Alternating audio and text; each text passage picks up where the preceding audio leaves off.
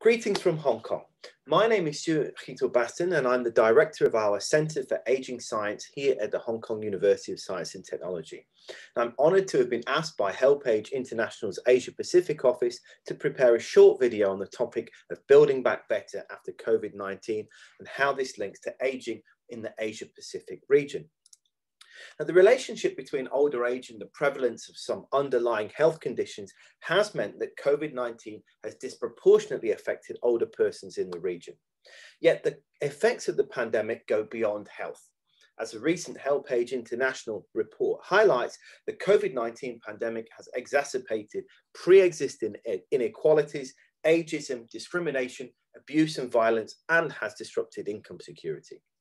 Now, while the story of older persons and COVID-19 in Asia Pacific is not yet complete, HelpAge International have begun to explore some ways in which we can learn from the experiences of the pandemic to build back better for older persons. Now, the idea of building back better was originally applied to improving the resilience of physical infrastructure which may have been rebuilt following natural disasters. Now, the metaphor has been expanded to building back social and economic infrastructure, even meta-institutional systems such as capitalism itself. Now, in order to build back better, therefore, it's imperative to see what worked in terms of supporting older persons and enabling them to support themselves and their communities throughout the pandemic. Now, where they exist, robust and fit-for-purpose social and economic support systems have largely demonstrated their worth in serving older persons and the community throughout the recent crisis. Let's consider the Thai experience, for example, which has been broadly hailed as a case study in successful response among middle-income countries. As well as universal healthcare and broader integrated health policies, the expansion of social protection provided further resilience for older persons. Community solidarity and engagement also played a critical role in shaping the successful experience. Now, we may have seen what works, or at least some version of it, and to a degree, it probably should not come as a surprise. Social and economic support systems and universal comprehensive health policies have been shown to support people in their social, economic, and physical well-being. Now, perhaps though, if we know what works, and indeed if this experience has given us further confidence in the general prescription for a better lived experience for older persons, the crucial question is, how do we get there? Of course, the simplest solution is just to spend, spend, spend. Stimulus spending in developing robust social institutions is very tempting. However, the context of a possible long-run economic downturn, the challenges of recovery in certain sectors, such as tourism, governance issues, informality in the labour market, institutional infrastructure in some parts of the region, clearly represent key challenges to this simple approach. In a sense, then, we can ask whether the experiences pandemic has offered us any other insights into this question of building back better, either at an empirical or conceptual level. So what are the other green shoots of pathways to change that are appearing which can be built on? Now, for example, it has often been suggested that the institutional structures of government may not be amenable for dealing with holistic, cross-cutting issues such as ageing. Yet many governments have shown that it is indeed possible, when the need arises, to collaborate across line ministries with local governments, community and local workers on strategy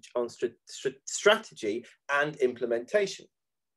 Renewed attention has also been placed on the need for an integrated health and social care approach, as well as the key role for social workers and community support. Furthermore, the exposure of the digital divide in terms of accessing health information and services has led in some countries to very innovative responses, such as the use of interactive TV in China for the delivery of some social work services. Now, perhaps nurturing some of these green shoots of change may represent a pathway to bringing about some of these structural transformations in health, social and economic systems which better support older persons. Appraising such a possibility will require a fuller understanding of both the relevant actors and the pressures which will be placed upon them. Now, when we look back in history, we can see the various pressures which have motivated either top-down change from technocrats and politicians or bottom-up developments from public movements. These may be from political crises, demographic change, fiscal fears, public enlightenment, and so on. So we'll need to explore the extent to which the experience of pandemic has led to any changes in the nature of these underlying pressures. But lastly, maybe we can think more radically still, whether or not a paradigm shift could occur.